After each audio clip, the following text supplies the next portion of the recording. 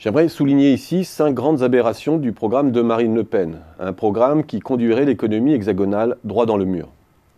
La première grande aberration, c'est de prétendre sortir de l'euro et d'en tirer des bénéfices immédiats. Pierre angulaire du programme du FN, cette mesure placerait en fait le pays dans une véritable impasse financière.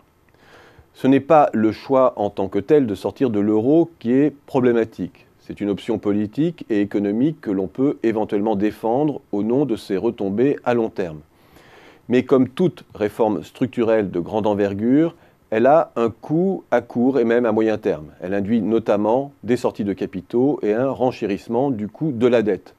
Or, le FN laisse croire au contraire que cette sortie dénouerait tous les problèmes de façon quasi immédiate. Le vrai problème est là. Le faire de surcroît en accumulant les approximations techniques, en sous-estimant les mesures d'accompagnement, politiques et techniques, pour en garantir le succès à terme, relève de l'inconscience. Et cette sous-estimation des contraintes décrédibilise tout le financement d'un programme qui distribue à tout va des chèques aux différentes clientèles que vise le FN. La seconde grosse aberration, c'est tout ce qui concerne le rétablissement de notre souveraineté et par ricochet notre relation à l'UE.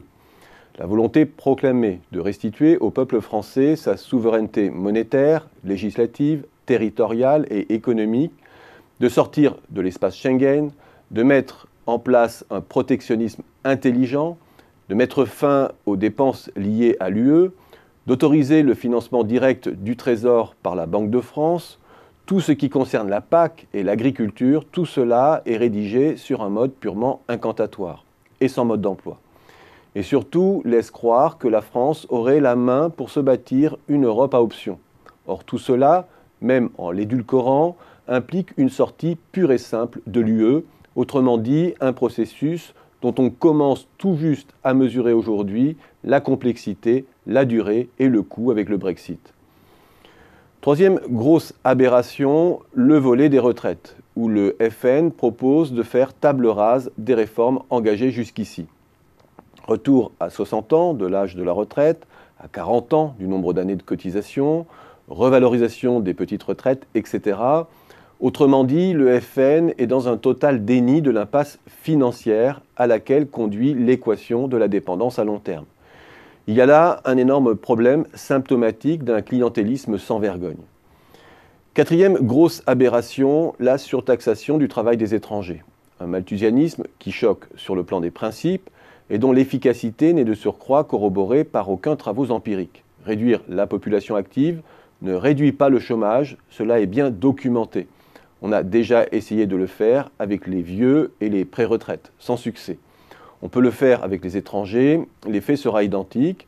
On peut faire mine d'ignorer aussi que les emplois occupés par les étrangers, 6% de l'emploi en fait, sont souvent des emplois non acceptés par les natifs ou les résidents. On peut aussi ignorer que l'emploi perdu induit un choc de demande négatif qui rétroagit sur l'emploi des nationaux, etc. Cette mesure n'aura pour seul effet que de stigmatiser une partie de la population et de compliquer son insertion déjà problématique.